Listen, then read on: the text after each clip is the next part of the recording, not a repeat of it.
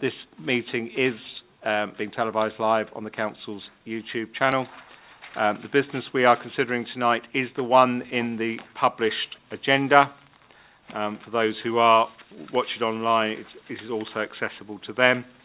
For those who are in the room tonight, the cameras are actually facing this way and will only pick up those who are actually speaking, not those who are in the audience. Any statements made tonight obviously will be in the public domain because they will be recorded.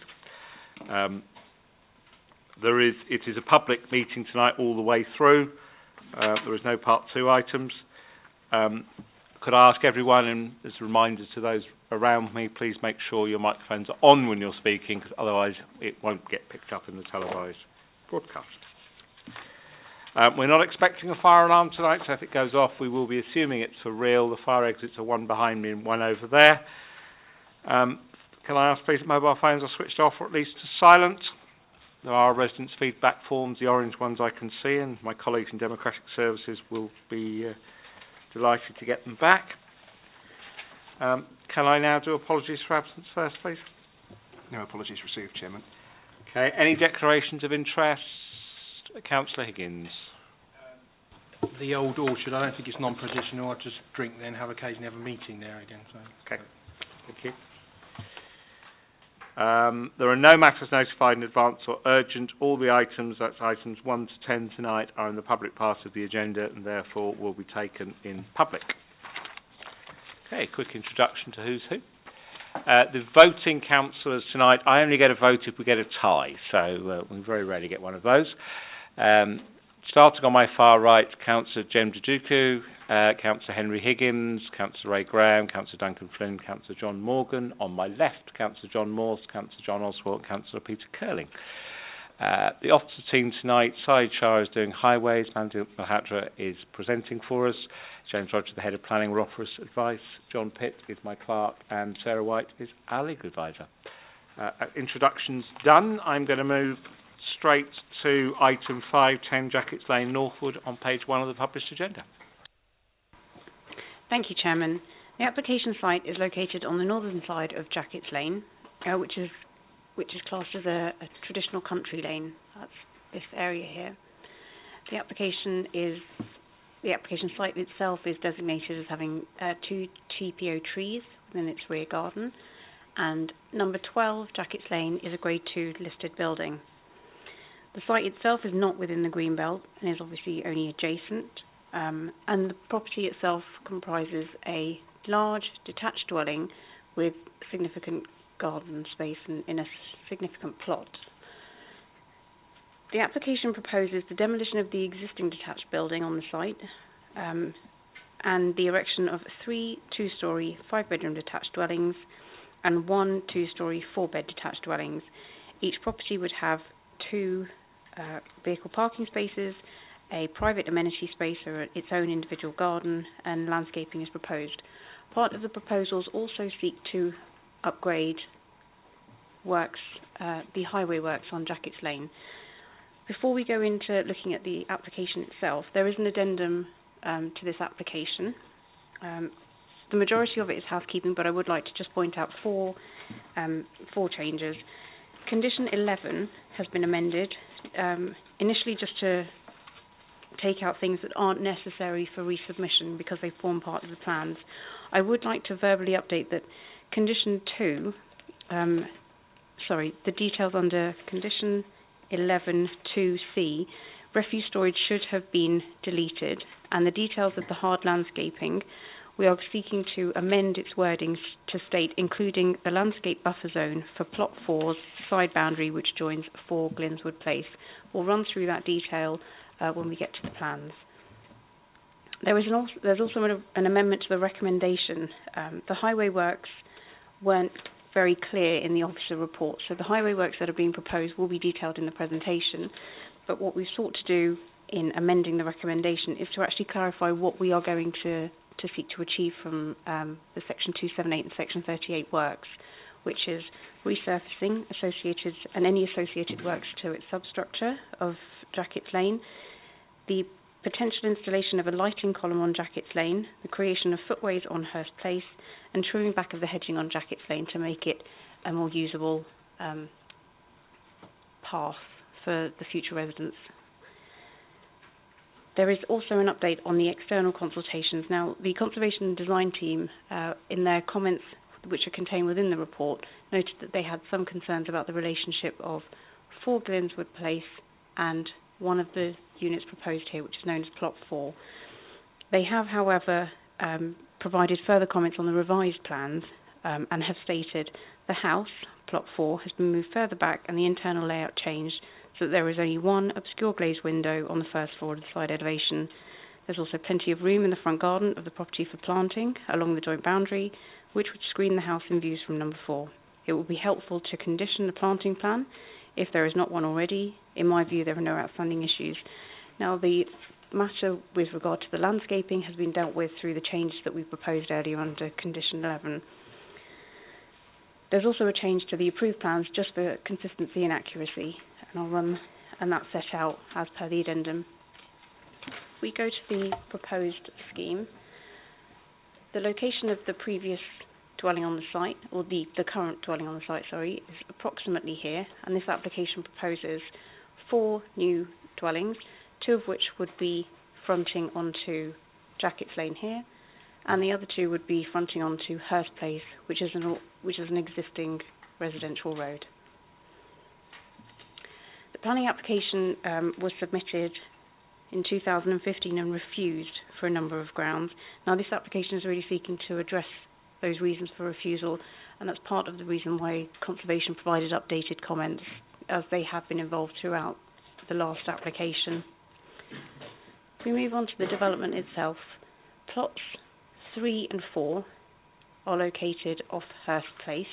They will be accessed through the end of the road. It's also thought that the footways along here would also be improved to ensure that they were acceptable. If we go to plots 1 and 2, there will be a single vehicular access point here, leading to both plots 1 and 2. Now, it's number 12, Jackets Lane, which is the Grade 2 listed building, but the separation distance between number 12 and the adjoining property is 10.5 metres, and the plot itself at number 1 is 2.5 metres from the boundary's edge. Both buildings have been set back quite substantially, but stepped in their form from the road frontage, and that it's less apparent. There's less of a stepping of this relationship between plots 3 and 4 off Hurst Place. These are the elevations of plot 1. Now, plot 1 is the site that adjoins the listed building. So what we've sought to do through this application is to improve the visual separation of the elevations and its relationship to the Grade 2 listed building, which is why we've now got a substantial cat-slide roof which would adjoin the listed building next door. If we move on to, these are the floor plans for plot 1, and again you can see that the upper floor is set in as a result of the cat-slide roof. It provides the visual separation that's required for this application to be considered appropriate in terms of the separation distances and the impact on the listed building, as well as the green belt issues, because the green belt is located across the road. So all of the changes have sought to maintain the openness. These are the proposed elevations for plot 2. It's a fairly traditional design. The previous reason for refusal related to substantial gable roofs, which have all now been removed. Crown roofs, which were on the proposed plans, those have been removed, and so Conservation feel that the new proposals are more consistent with the area. These are the floor plans for plot 2. Apologies for the error in the title. Plot 3, these are the 2 properties we'll now move on to that front onto Hurst Place. These are the typical front elevations, side and rear, front being the top left. And again, floor plans for the site. So each site has an integrated garage, but also off-street parking in front of that garage space. These are the elevations for plot 4, which adjoins number 4 Glinswood Place. And again, there is, go to the floor plans, an integrated garage at ground floor level, and then accommodation in the roof space. We do have a street scene showing the relationship along Jackets Lane. There isn't actually one for the Hurst Place, but this was a principal area of concern under the refused application, and the relationship has been improved sufficiently so that the Conservation and Urban Design team have no objections to this current application. The application itself also proposes some highway improvement works. When you read the report, there was a slight debate about the extent of the highway works that were going to be proposed as a result of the works. Now, this application only proposes the addition of one additional unit at the application site, but there is also an appeal decision which has allowed 2 new residential units next door. So the applicants have submitted transport information about the quantitative increase in vehicle pedestrian movements at the site, and it's considered that whilst the highways team would like an adopted road or to adoptable standard in this area here, the result of that would mean the cutting back of substantial embankment land and hedges and trees because of the width that's required. Conservation team have also commented that given the Grade 2 listed building, the green belt and the conservation issues at the site, the alternative works that are proposed by the applicants, which are just resurfacing of the road, I say just, they are proposing to improve the existing surface, provide a shared surface for pedestrians, and also potentially install a lighting column just here to improve the length from outside of their application site all the way down to the corner of Hurst Place. Now, on balance, we don't consider that creating an adoptable highway on this stretch is appropriate for this location given its heritage assets, and for that reason we are proposing that the highway improvement works that are proposed for this application are those that the applicants have submitted, and that relates to an upgrade of Jackets Lane to provide an improved surface, the details I've just run through, which are all in the addendum report. This is a bird's eye view of the site, so you can see that the rear of the site does have the trees which are protected, which are not proposed to be changed in any way. The landscaping plan has also been through extensive consultations through pre-app and the first application with the landscaping officer, who has no concerns. There are concerns with regard to the impact on neighbours, and this has really been borne out of comments we've received as a result of the public consultation. And I'll try and run through this through the images that we have on screen. This is an image of the existing dwelling at the property, and we move on to the garage on the site, which is also proposed to be demolished. This is the relationship with the relationship between the host property and the garage. This is the rear garden of the site, which is substantial, so I believe these are the trees which are protected, which are proposed to be retained. And we do have some photos coming forward. So this is the view of number 4 and 5 Glinswood, which are visible just in the distance on the top right. And this is a view from the protected trees, which are within the plot 1 boundary, if that helps to identify that. This is a view to the north from the western corner of the site, and again the rear of the application site. We move now to the vehicular access point on Hurst Place. So this is a view which looks onto the existing properties. So it would be numbers 4 and 5 Hurst Place that we're looking at through this gap in the fencing. This is a view of numbers 3, 4 and 5, I think taken further forward into the site on Hurst Place. And this is a view from the gap in the fence towards taken from 4 Hurst Place, sorry. Number 4 Glinswood Place is this property in the distance, and this photo has been taken from the gap in the fence that we saw earlier. That's not the most helpful way to refer to where it's taken from, but it's from a location approximately between plots 3 and 4 on the road frontage. These are the rear elevation windows of number 4 Glinswood Place, and this is a view from the rear. So this is probably taken from the back of the proposed rear garden, and therefore there would be the property in between. Now, some photos have been taken of the windows which actually serve 4 Glimswood Place. This is the site that exists adjoining plot 4.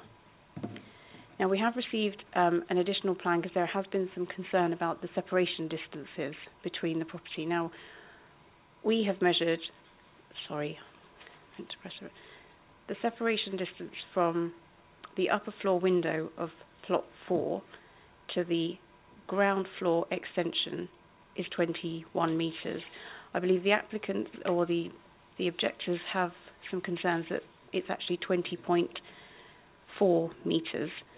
But because of where the measurement is taken from, I believe the applicant's measurement is taken from a point closer to the corner of the building to the corner of the building, as opposed to the centre point of the window, which is where we measure privacy in 45-degree angle from. We are confident that given the oblique angles, because the windows don't face directly onto number 4, it is an oblique angle into the rear of number 4 Glimswood Place, that the relationship here is acceptable. We've also secured a separation distance of 3 metres to this boundary with number 4 Glimswood Place. There are existing trees on that boundary, but we are also proposing, through the condition I propose to amend, to seek additional landscaping buffer zone along this boundary to try and improve the perceived perception of overlooking that has been noted from number 4 Glimswood Place. The application in all respects is considered to be acceptable. There have been concerns raised about whether this is a backland or garden grabbing type of development. Now, based on London plan policies and MPPF practice, given the way that the site is arranged and all of the properties face out onto an adopted highway, it's not considered to be backland, it's an infill development, and it is considered acceptable. We are, as a borough and as a country, seeking to deliver more homes, and this isn't the backland type of development that we would otherwise resist. The application is accordingly recommended for approval. Good.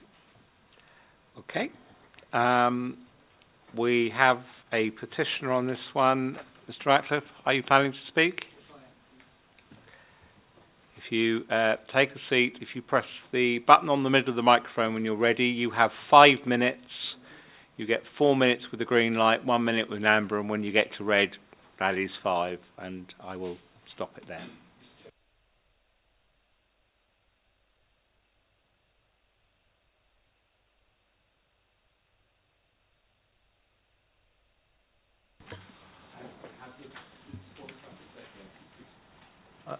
The single-track Jackets Lane is one of the last remaining true country lanes in the Northwood Ward. The back gardens of 3 properties, 8 to 12 on Jackets Lane, abutting Greenbelt to the rear, form a critical part of the semi-rural street scene and feel of the area.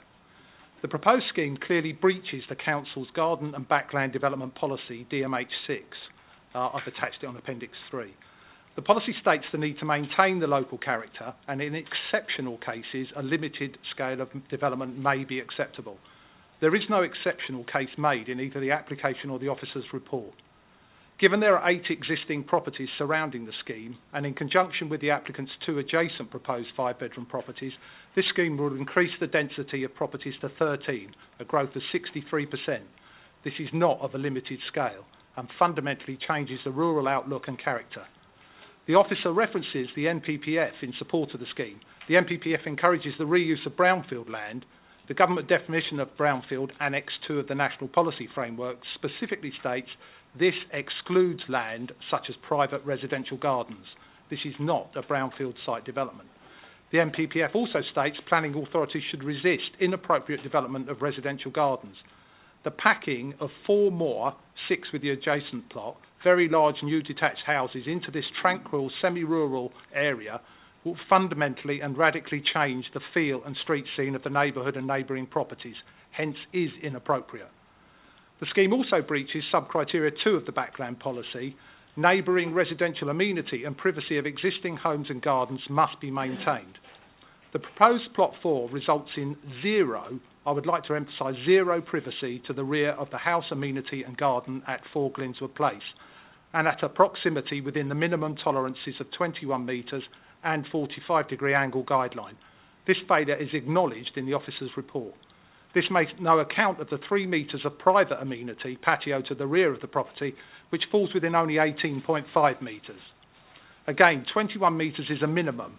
The proposed plot 4 will have a direct line of sight into my master bedroom, lounge, kitchen, patios and small garden. The previous application was refused on the Council's policy of BE24. The design of new buildings should protect the privacy of occupiers and their neighbours. This revised scheme has moved this 30-foot high, 2,800 square foot, 5-bedroom house 441 millimetres or 17.36 inches, less than 2 bricks length from the refused position to the corner of 4 Glinswood Place. And the case officer has now deemed BE24 not relevant for consideration in the officer's report. Given this was one of the key objections and formal key reasons for prior refusal, we believe BE24 is still relevant and breached. The officer's own words under Conservation, Urban and Design state clearly, I quote, "The proposed dwelling will compromise the private amenity of the neighbouring property. There are also issues of privacy, sightline and outlook. The revisions do not address the prior reason for refusal or impact on the neighbouring property." The officer's report states incorrectly the site currently benefits from natural screening trees. These mature aged trees and hedging have already been removed by the applicant in a clearance. This also breaches Backland Policy subsection 5. The proposed scheme directly breaches the Council's policy BE21. Planning permission will not be given by reason of their siting, bulk and proximity, which will result in a significant loss of residential amenity. Please refer to Appendix 1A and B. The current view from the corner of my property and a scaled illustration of the proposed plot 4. The siting of the proposed plot 4 will totally over-dominate the rear of my home and small garden. Total loss of privacy. Plot 4 causes total loss of direct sunlight to all the rear amenity and habitable rooms from mid-afternoon to late evening, key social time, therefore additionally breaching the Council's BE20 policy. This, coupled with the close proximity and scale, will result in an overbearing, overlooked and depressing outlook.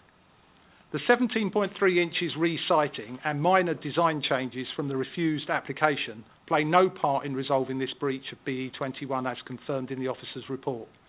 The scheme fails DMH6, BE20, BE21, 24 and BE23 paragraph 5.30. The scheme fails to meet numerically the minimum distances of separation in respect of privacy to key rooms and equally important outside patios and garden. Given the number of clear and factual breaches of the current policies and significant impact of this scheme to the area and neighbouring properties, we ask this application be refused and not returned to delegated authority. Thank you. Well timed. Thank you. Do members have any questions? Councillor Higgins? There are some specifics I'll pick up with officers, but Councillor Higgins. Yeah, just the first thing, you said there was removal of some hedgerows and trees. Do you know when that was about? When that happened, was that just recently? Or they are shown on the applicant's tree plan as existing, indicating proposed tree removal. All of the ones that are indicated as proposed to be removed have been removed, and it was done prior to, I believe, prior to November last year. Okay. Can you? Yeah, I'll pick that up in a moment. Any other questions before I move on? No. Thank you very much indeed. Thank you. Mr. Holmes, on behalf of the applicant or the agent.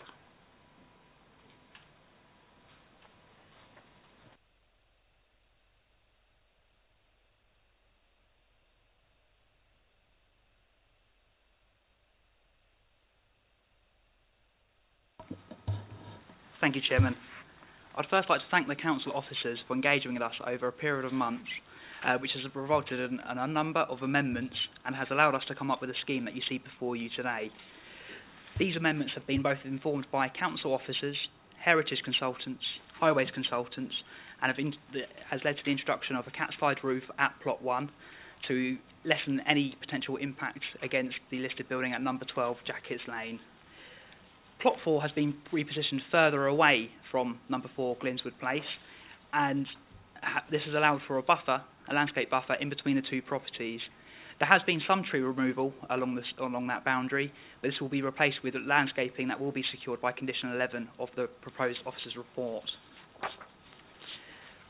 From a highways perspective, there will only be a net gain of one property along Jackets Lane. 2 have already been approved at appeal. We are proposing to touch up and resurface an element of Jackets Lane as indicated by your officers. This has been deemed acceptable by council officers at this time. It should also be noted that the cabinet member for highways has also been consulted about the proposal and has indicated that he would not like to see the lane made up in accordance with the conservation officer's advice. Following on from the petitioner's comments there, the conservation officer has actually amended comments about the scheme as shown in the addendum to the committee report, taking account of how we've repositioned it, creating the oblique angle, and creating a policy compliant, and it's compliant with the Hillingdon New Residential Layouts, paragraphs 4.11 to 4.13 of that statement. Just touching on that again, I can assure members that there are no habitable windows from 4 Glynswood Place within 21 metres at a 45-degree angle proposed by our development. To that end, I'll keep it brief. I would like to thank members for their time in considering the application this evening. Thank you. Do members have any questions? No? Thank you very much indeed. Councillor Stephen Digby.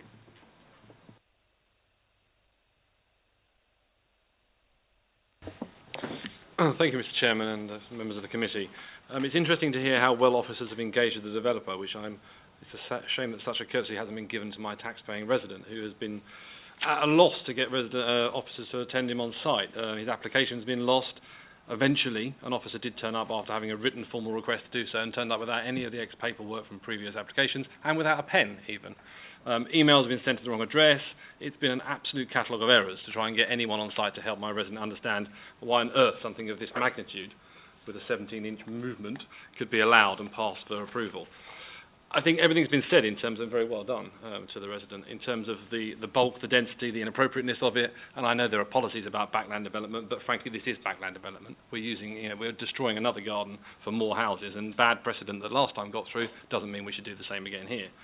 I would like to ask for a site visit. I know that you don't like doing site visits. When I was chairman, I used to try and stop them as much as possible because they are difficult to organise, but I think this is a really rural part of the borough, and I know it's hard to have sympathy sometimes for Norfolk because it's so pretty, but this really is the last vestige of the countryside in Hillingdon. I would insist, if I can, that you try and think about having a site visit there. I would also like to say that if this moves forward, that there should be mature screening conditions, so that planting would need to be about 4 metres to screen the window from this house. I don't stand by the 21 meterage of the 45-degree angle because I don't think that's true. I've looked at it myself. I've measured it on plans with the resident. So I think there should definitely be conditions as we move forward post the site visit if you're agreeable to do such a thing. I think it's very difficult to understand how we as a council can serve residents by letting things like this come to this position. I don't think that officers, I don't mean this in any nasty way, I don't think our officers have been in any way given credit to the skills that they have by not working with the applicant. I understand that there was a very rude email sent by the applicant to one officer when they suggested changes, but almost all of the issues that our resident faces could be overcome by a slight realignment of the two properties to fit the rest of the scheme. There's no need for this slab to be placed in such an unneighbourly way, and I think working with the developers, we should have been a little bit more flexible and tried to develop something which sticks up for our residents and not just for the developers. I've nothing against profit or development, but this is a wrong scheme. I would beg you for a site visit. Thank you, Councillor. Any questions for the Councillor? No. Thank you very much indeed. I'll kick this off. Can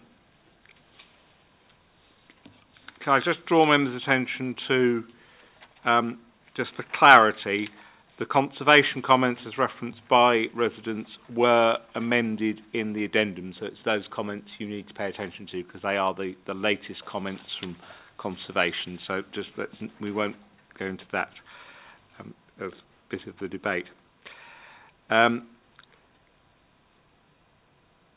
We've talked about backland. Let's look at how far this has moved from the last one that was refused, because we're being referenced 17 inches, which is a relatively small amount in these things. And then I think we need to look at this privacy at the back of Ford Linswood as a good place to start, and then we'll work from there. And will you just...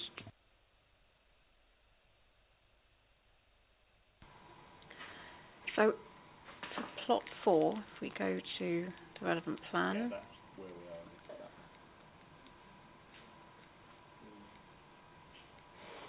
this one, it's this boundary which has increased in its distance from the habitable rooms, or there were 3 windows proposed at first floor level. There is now only 1 window proposed, which will also be serving non-habitable space and obscure glazed at all times. I believe the principal concerns are about the relationship with this bedroom window, which faces in this orientation forwards, and its impact on views and privacy at oblique angles to the rear of number 4 Glinswood Place. Now, we have set out that it doesn't breach the 45-degree angle, and there is a separation distance of 21 metres from centre point of this window to the bottom of the ground floor extension. So there's a ground floor extension of this property, which is the line here. Sorry, it's not the easiest. And the bolder line here is the first floor extension, so the bedroom windows. Just a point of clarification, there are no extensions on that property. That property is as it was built, so that isn't the first floor extension, that is how it was built. So, for clarification, it's the ground floor rear projection, which is existing and as original, not an extension to the property.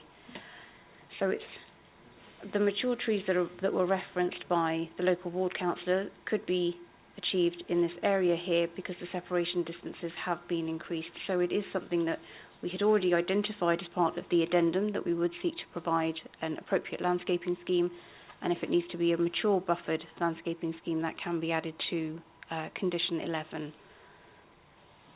Thank you. 21 metres is intended to cover people's patios as well, is it not? The applicant, the petitioner referenced that his patio goes back obviously beyond his ground floor. His ground floor, quite. Now it does project into the 21 metres does not cover the patio area. Now I have discussed this, and we are looking at guidance when we look at the HDAS, and having discussed this internally with managers, it was considered to be something that we don't think is defendable on appeal. We're happy to try and seek the separation distance when it comes to privacy rooms, but when it comes to patios, most gardens are overlooked in any relationship.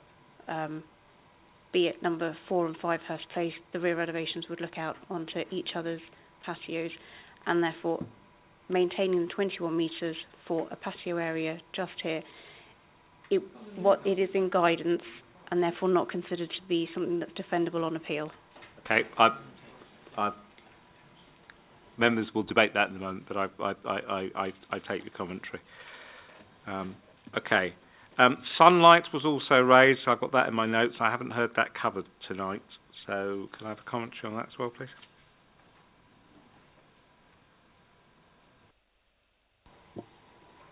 Through you, Chairman, can you also ask for shadowing as well, please?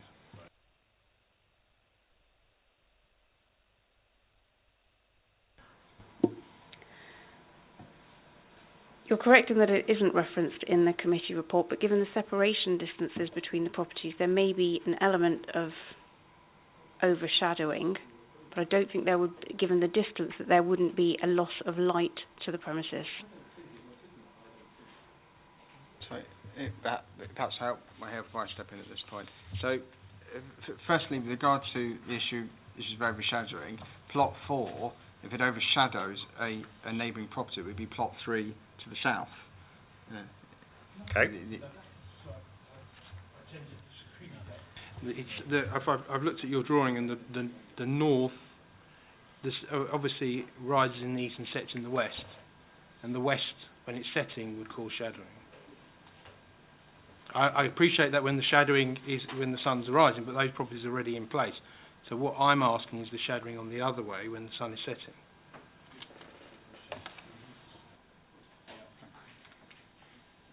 I'll hold that for a minute because we may come back to that in a moment. Okay, I'm going to open it up because obviously others will have questions on this. Who's going to start me? Councillor Oswald. Yeah, thank you very much, Chairman. I'm a bit concerned about this. It's the size and bulk of those 4 properties on that piece of land. And I tend to concur with Councillor Higgins regarding the questions about shadowing and maybe loss of sunlight. I know there's an acceptable period of loss of sunlight. I believe it's 2 hours, or it was something like that. But I'm concerned about those large properties on this one site. I feel that maybe that's overdevelopment, and I'm inclined to go with Councillor Scott Digby's remarks about a site visit. I'd like to have a look at this. Thank you, Chairman. We'll hold that thought for a moment. I want to see where others are on this one. Councillor Flynn. Thank you, Mr. Chairman. I'd just like to ask the officers, one of the diagrams that we've been presented this evening showed these proposed dwellings against the existing dwellings, and I just wanted to get a sense of how much the top sort of building line of these proposed dwellings, how much higher is it in terms of bulk than the existing dwellings that they abut? Because I'd quite like to know, just get a sense of the bulk issue.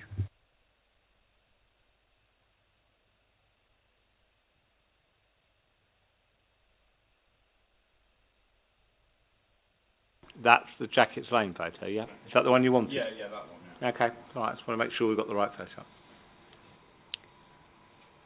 I do not know the exact height of the buildings, but again, the separation distance that was sought between the properties was really to try and ensure that there was appropriate separation, and the increased height is not overly substantial. I don't have. It would be helpful to have the street scene where you had the property. No, I don't have the measurements down. Sorry. There's a fair bit of roof one above the other there. Just as I look at it. Yeah. Just looking at that relationship across, I get where you are, Council. Yeah. Okay. Councillor Morse. Basically, I tend to agree. I think the size of this development is changing the character of the area. And I would favour a site visit because it's difficult for us to totally assess this from paper, in my view. I may well agree with you. Councillor Kelly? Yeah, thank you, Chairman. First of all, a question to the officers. It's on these submissions from the petitioner. Are these agreed as to, or do the officers dispute that? Officers will dispute whether they are entirely accurate. Okay, all right. They come with a degree of a health warning. Okay, fair enough.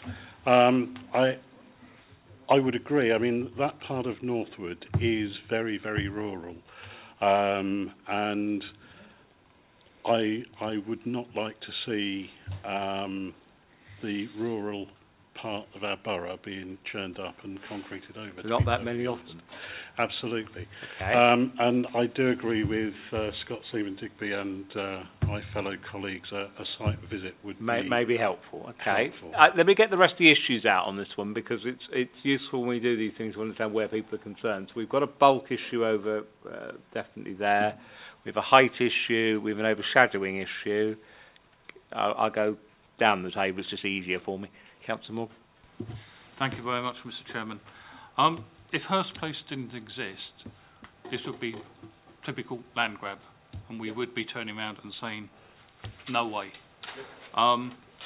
So we are losing some garden for these for the 4 plots, and in particular plots 3 and 4. I do have concerns with the oversize and the bulk of these plots, and I'm pretty sure that Jackets Lane slopes downhill into a valley, but can't be 100% certain. So I do propose that we do have a site visit to go further on this. Did you want to add anything? Daylight, sunlight, height, bulk I've got at the moment. So I can confirm that the height adjacent of plot 1 is approximately 1.5 metres higher than number 12 Jackets Lane, but we do not have the context of the buildings on Hurst Place to show what the relationship is between plot 2. We're going to see it anyway. So the other thing I'm going to pull out, and I just want to be 100% certain on this because I don't want any surprises, is that the measurements are absolute because we're smack on 21 metres. Applicants or petitioners disagree with that, but somebody's right and somebody's wrong. I'd like to understand what that is because it's not as if we've got any slack. So I'd ask for those please to be rechecked on site just to be 100% certain what those measurements are, because there have been occasions where we have discovered, having checked, that something is not what it appears. Councillor Higgins. Thank you, Chairman. Just this removal of hedges and trees, it does concern me because of where it is. I mean, if they're not protected. Yes, but then the second question would be in here: how do we go forward to make sure that the TPA trees are not have significant protection, that they're not going to get damaged through construction? I know it's in here, but I would like it a bit stronger if it does go that way. The other thing is, my personal view is that I'm a bit of a realist, but it's just one plot. It's just one plot too many here. I think that's what it really is, and I just think they just need to watch those roof heights. And I don't think there would have been such a hurrah about this, but that's all I'd like to say. Conditional on TPO trees, we can review that, make sure that's appropriate. The planting on the boundary, of course, we are always, whilst we've got views, if it's not protected, of course, applicants can do what they wish. The key will be, if this goes forward for approval, of course, is the wording of the condition around landscaping. Now, the officers have already proposed some changes, and that may require a little more work, is where I am with it. Not for tonight, but it may require something more specific than we normally put on if we ultimately feel the rest of this is acceptable. But there are significant reservations sitting around me at the moment. The sense of this is it goes for a site visit. If someone would formally propose that, I'll move this one forward. The head of planning would like to offer one comment. If members are going to defer for a site visit, just two quick comments I'd like to say.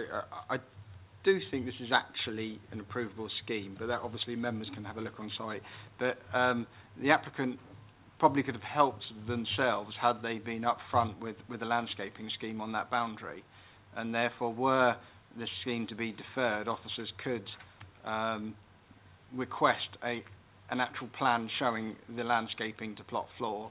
The reason I say this is if the scheme is ultimately approved, you're in a stronger position of proving a plan up front with landscaping specified than having a condition that leaves it open as to precise landscaping details. So if members were to defer, I would suggest you request officers, in addition to any other points, request that. I will endorse that comment 100%. This is almost certainly a moment to be deferred.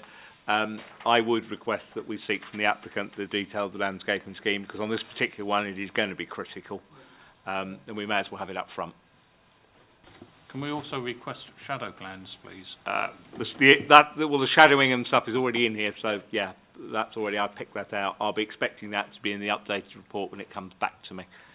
Right, sorry, I propose defer for a site visit. Seconded, Councillor Oswald, thank you very much. All those in favour, please clearly show. Good, thank you, that one is deferred. Right, I move to item 6. Page 23, 178 to 182 High Street, Ruislip.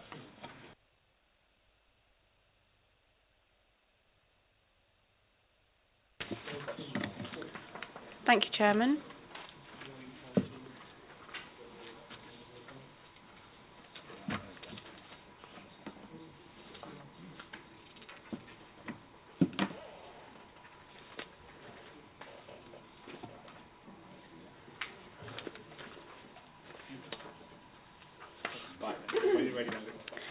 Agenda item 6 relates to the application site 178 to 182 High Street, Ruislip. This application does have an addendum within the addendum report, and it's really just clarification on cycle parking provision, which I will run through when we look at the plans. It does not change the officer recommendation on this application. The application site at present is a retail unit located within the retail parade at Ruislip. It currently comprises of retail uses at ground, first and second floor level. This application would propose to retain the retail use at ground floor level, but convert the upper floors into 3 two-bedroom units and 3 one-bedroom units, so 6 residential units in total. The application proposes no car parking associated with the development. The application site is located in a PTAL 4 area. There is a plan which is coming up just to show you what those, where the significance of that is. We run through the principle of this application. The application site is again on the corner. There is a proposed small extension at first floor level, and this will serve as the lobby access into 178 and 172 residential units at upper floor level. Princess Lane at present provides rear access to the rear of the site, and this location here, where I'm trying to highlight, is the location of 2 informal car parking spaces which will be retained as a result of the development. At present they would obviously serve the retail unit, and they would be proposed to be retained for that use, and they wouldn't be serving any of the residential units. The existing floor plans show the retail use at ground, first and upper floor level, with a staircase which leads up to the first floor. The staircase is being retained and utilised in providing the subdivision. So these are the existing elevations. I apologise that they're quite faint, but this is the main frontage on the High Street, which will not be changed as a result of the works. The proposal will have a small extension in this area, which will create a lobby area into the 6 residential flats, and the retail unit will be retained at ground floor level. A small proportion of the rear of the retail unit is being used to provide residential refuse and cycle storage. The clarification that the addendum report refers to is that the initial plan submitted with the application proposed a bin and cycle store in the location of where the existing 2 off-street parking spaces are. There was obviously concern at the loss of the 2 parking spaces which serve the retail unit, and as a result they have moved the refuse store into this area and the cycle store just up to the north, and the parking spaces are therefore retained. The proposed elevations show there are some minor works here at first floor level, and that's a small extension that's proposed to facilitate the development. We touched on the development being a car-free development. Now this map is taken from the TfL website, and it just highlights that all of the area in yellow is the area which is considered to be a PTAL 4 area, so 0 being the worst accessibility level, and 6 being the highest. The highest accessibility level in Ruislip is this pink square here, which is above the station. The application site is within walking distance to a number of bus routes as well as Ruislip station itself. And on that basis it is considered that the application is appropriate to be a car-free development. This should also be noted in light of an appeal decision which was lost on the grounds of a car-free development on the opposite side of the road. If I take you to where that site was located for context, it was actually this premises here, number 157 and 159 High Street, Ruislip. Again, it was an application for subdivision. Whilst the overall wider development was dismissed, the issue of it being a car-free development was considered by the inspector to be acceptable given the PTAL rating of the site. Hence the reason we don't feel that a refusal reason on car-free development grounds would be upheld on appeal given the experience of the site opposite. Just run through some photos of the application site. So this is the front elevation of the building. So ground floor would be retained as retail, and it's the upper floors with no external alterations on this elevation, which would be changed to residential units. This is just some wider context of, sorry, some of these photos really don't show up on the screen. There are some of the rear elevation. Now this is the adjoining site, and this here is the actual application site.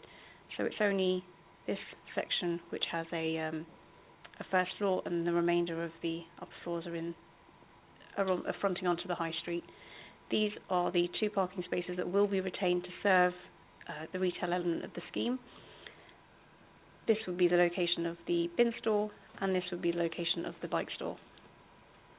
Again, these are just more images of Princess Lane, which is the rear of the property. And this is just to provide some visual context about what's on the opposite side of the rear elevation of the application site, so on the other side of Princess Lane. And that's the area where there will be an infill extension as part of this application. The application is considered acceptable. I know there have been concerns raised about the potential loss of retail at this site, because obviously the first and the second floors are being given over to residential development. There is general national policy requirements to try and provide a more mixed town centre. There have been recent permitted development changes which allow offices which exist above retail units to change automatically to residential without the need for planning permission. And on that basis, it's considered this is one of probably the only retail units which does extend above first floor level, and the loss of the retail at first and second floor level would be acceptable and provide much needed housing within the town centre location. It's not considered that it would be a reason for refusal that would be substantiated on appeal. Accordingly, the application is recommended for approval. Mandate with no petitions on this one. I want to start me off. Councillor Morgan, please. Thank you very much, Mr. Chairman. On the communal roof terrace, is that adequate space, or is it large enough for the 6 flats? I believe there's a deficiency, but there are local parks, from my memory.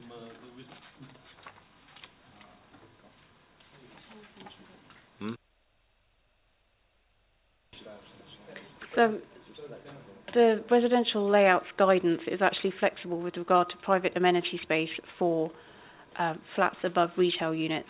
They actually could be approved to have none for each residential unit, so it's of benefit that there is some communal amenity space and a private patio for one of the units within the development. It's not considered to be something that we would consider could be refused on appeal, but it is within our HDAS guidance that no private amenity space in the town centre is necessary.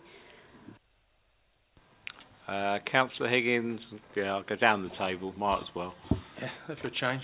Yeah, I could go the other. I just want to say, actually, I don't really have an issue with this, to be honest. It is what it is.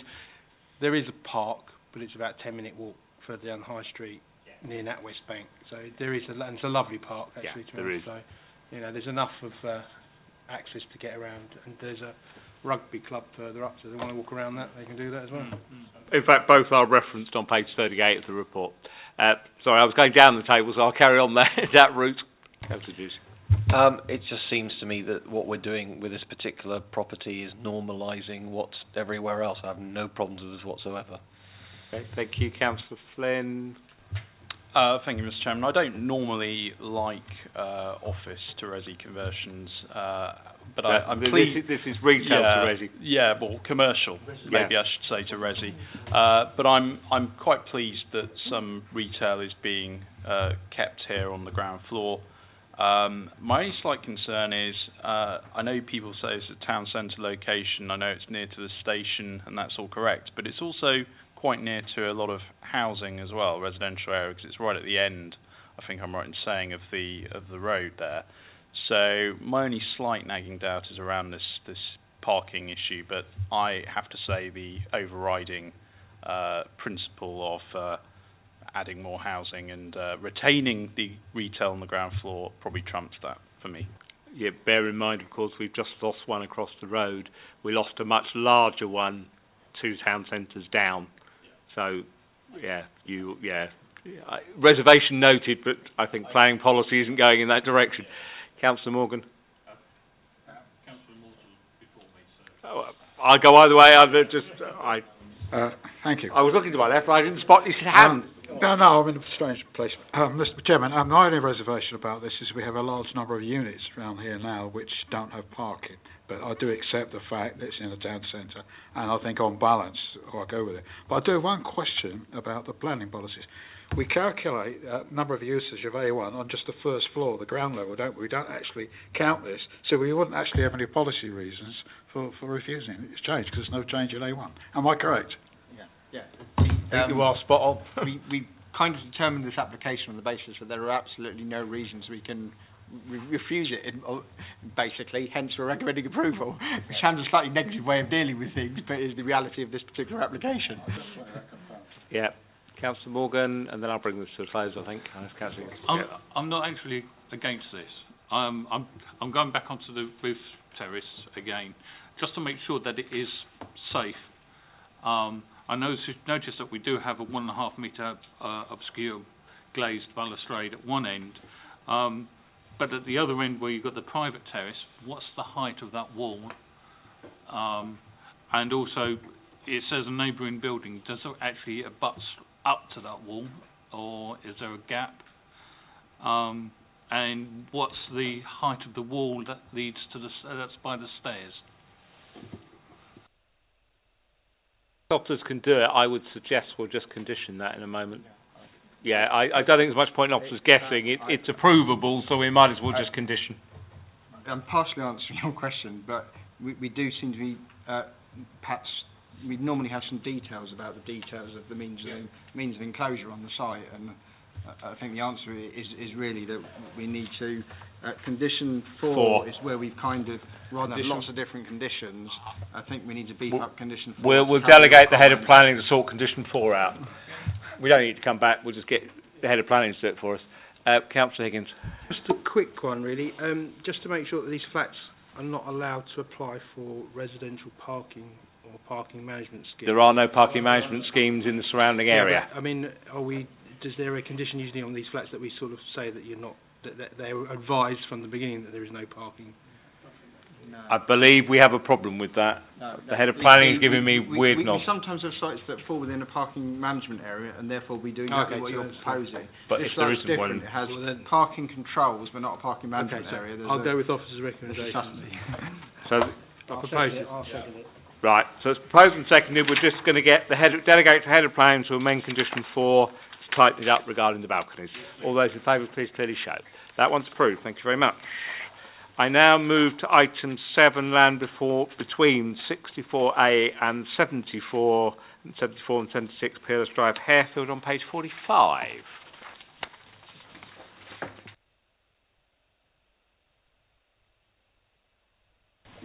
When you're ready, Medic. Thank you, Chairman. Item 7 on the committee agenda is land between 64 and 74. Sorry, I'll change the slides. Land between 64 and 74 and land between 44 and 76 Peerless Drive. It is a site which, if you can see from this plan, so the site is actually outlined in red. The canal runs to the west of the site, and Peerless Drive has vehicular access on the frontage, but also vehicular access is followed through into the innermost part of the residential estate. Before we go on to the application itself, there is an addendum report on this application, and it relates to, the application is recommended for refusal. It's probably the first point to note. And one of the things that isn't reflected in the officer report is about the principal loss of open space. So the application site itself, when the estate was developed a number of years ago now, provided this area of land as informal recreation space. Now, in our open space strategy, it's not defined as a formal recreation area, but we do have policies to protect informal recreational space, and that's what this would have been provided as when the development first came to fruition. as a result, we have chosen to amend parts of the officer's report to object to the principle of the loss of this informal recreational space. It serves a purpose in its own right, in that it serves the development estate as it was intended to in its first principles, and on that basis we are amending reason for refusal 5 to object to the principle of the loss of the informal recreational space. Now, the reason that the addendum is so long is because that needed to be referenced in a number of sections of the committee report. So it's covered under the Greenbelt section, the Principle of Development section, under section 7.0, as well as the summary to the application. So, in essence, the context is the same. We needed to make sure that the committee report was robust in the event that the application is appealed against. We go through to the application proposals themselves. There are 2 detached properties proposed on this application site. The first fronts onto Peerless Drive and will be accessed from Peerless Drive itself. Now, Peerless Drive is also the name of this road, so I'll try not to make this too confusing. There is a detached property proposed in land to the rear of the site, which then has a rear elevation onto the canal. The parking proposed for what we will call the canal property is just here, so at the end of the stretch of adopted highway. And the vehicular access proposed here is again off the main road. If we go through to the main development, there is under the previous, so historically, this was open space here, fronting onto the main road, as well as this area fronting towards the canal. There was also, or there is, a public right-of-way that runs to provide access from Peerless Drive down towards the canal. Now, as a result of the application, which has been previously, there was an application submitted on this area here as a standalone application, which proposed to fully block off the public right-of-way towards the canal. The current application, however, proposes to maintain a public right-of-way from the Main Street elevation through the application site up to the canal. This application, as well as proposing the 2 residential units and associated parking, also proposes to give up this area of land as public open space to serve the remaining or the existing estate.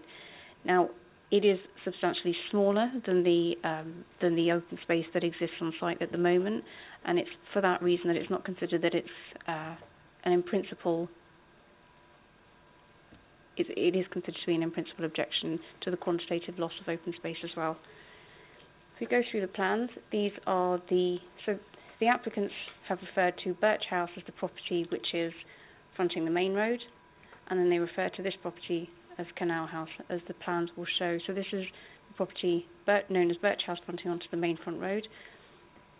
Again, it's a 2-storey property, and it would have off-street parking for 2 vehicles in front. The Canal House property is located to the rear, and obviously its parking is slightly further away, but again, it's of a similar design. Now, the reasons for refusal relate to a number of issues in terms of the scale, bulk and size of this development, but also its impact on overlooking. There are substantial concerns, probably not easiest to tell from this plan, with regard to the separation distances between here and the substantial overlooking into these properties here. So although this is the front elevation, this is the principal rear elevation and faces onto the rear. These are the rear gardens for these properties here. So the proposed Canal House property, the front of the building would be here, and if we take you through to the elevations, the upper floor windows would have very limited separation distance from the flank elevation of this property at Peerless Drive. So the windows would look directly onto the flank elevation. Again, the rear elevation is less of a concern because it looks out to the canal, but also its positioning is not considered to be appropriate given the oblique looking, and the distances are in the officer's report, but it is a very short distance, not just in terms of outlook, but also in terms of privacy on the residential occupiers. Now, as a verbal update, I would like to request that reason for refusal number 7, which relates to the collection of refuse and recycling, is removed. Now, we've had a second look at this, and Saeed can probably explain it in more detail, but the reason for refusal related to there being a 75-metre walking distance from this property, walking along this road, to drop refuse to this point on the public highway.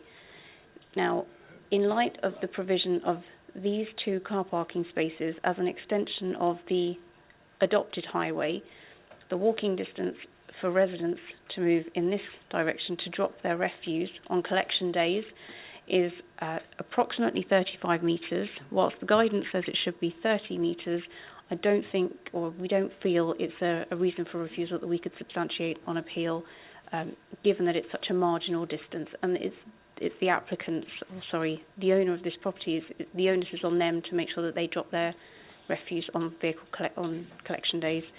I apologise that that's not in the update report, but we just wanted to make sure that we've covered all bases as part of this application. The application was refused for the amended 6 reasons set out on page 46. Thank you. Okay, we have no petitions on this one. The only comment I have is that Councillor Palmer, who's one of the ward councillors for Harefield, did ask me to state publicly that she does strongly object to this application. With that, I will open it for debate. Councillor Higgins. I would just actually like to just go forward with officers' recommendation. I think they've done a fantastic, sterling job on this one. Thank you very much. Bad before I take that. Basically, it says the area is allocated as recreational area. What legal case do we have? I mean, is there a registered in the case? How do we know that is the truth? Because I'm hoping it is, but I just want to know what investigations you've done. Because when you say when the estate was designed, I mean, this land will now be registered by this guy who wants to build on it. Is it registered as... Yeah, no, I take your question. I think it's a point I'd like to understand.